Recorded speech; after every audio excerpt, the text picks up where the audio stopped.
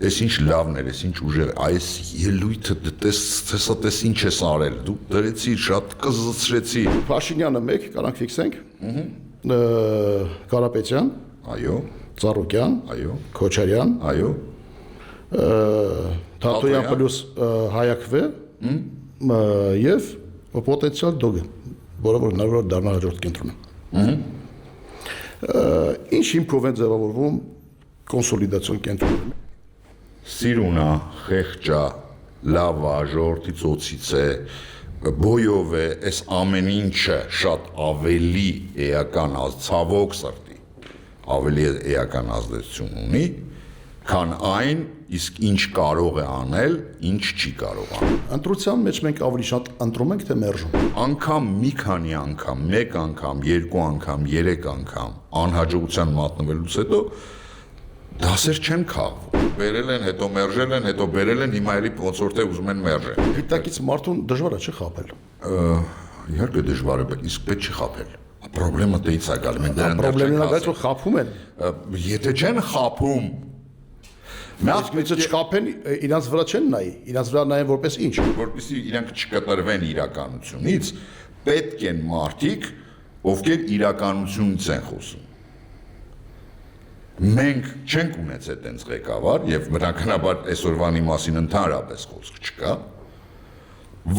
որոնք ուզեցել են լսեն այդ ճշմարտությունը։ Կամ մեծ մարդիկ թողնել են ինձ հիմար են կամ միամիտ։ Գիտեք, չէ, իրանք կամ այդպես համարը ներկաներ որ դե մենք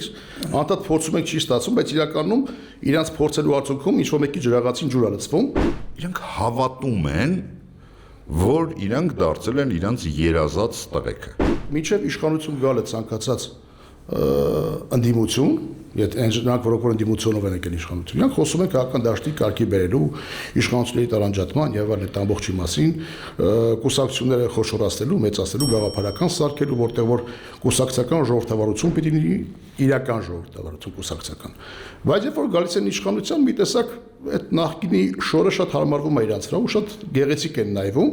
ու դառնում են այն դևը, որի դեմ պետքա պայքարի հաջորդ դև դարձող։ Իշխանությունը կորցնելուց հետո, ինչպես ասում են, մնում են մի ավտոբուս մարդ։ Եթե դու այսօր չես գնում,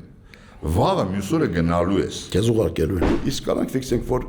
ընդդիմությունն էլ այնպես չի, որ շատ է պայքարել հանուն դրա, որովհետև ընդդիմությունն էլ իր հետևում ունի ոչ գաղափարական հենք։ Հետևաբար իրան էլ ձեռ չի տալիս։ Իրան պետքա որ իշխանությունը երբ որ գնում է, հենց ինքը գա իշխանության, ոչ թե գա արժանավորը։ Գաղափարական կդառնա այն ժամանակ, երբ որ դու քո, հա, հռչակած գաղափարներին հետևում ես,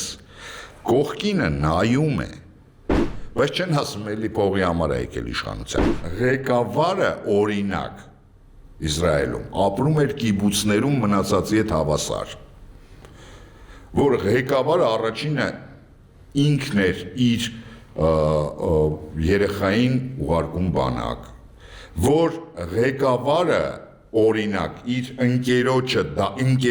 իր թիմակցին, իր կուսակցին դատում էր կոռուպցիայի համար։ Մենք էլիտա ունենք, ուղղակի այդ էլիտան կազմը ազգային չի ու պատասխանատու չի։ Կան մարդիկ, որոնք էլիտա չունենք։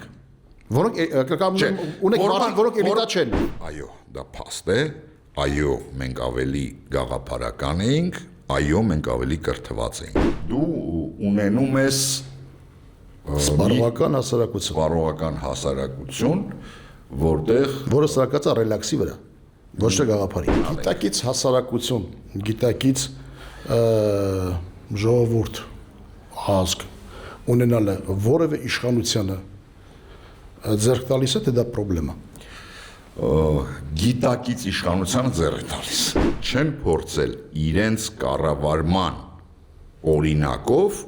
ցույց տալ, թե ինչին են ծառայում, որ գաղափարներին են ծառայում, որպեսզի ունենան հետևորդներ։ Դուք պատմեցիք, հա, հայտնի դևի պատմությունը։ Կա երաշխիք, որ հետընտրական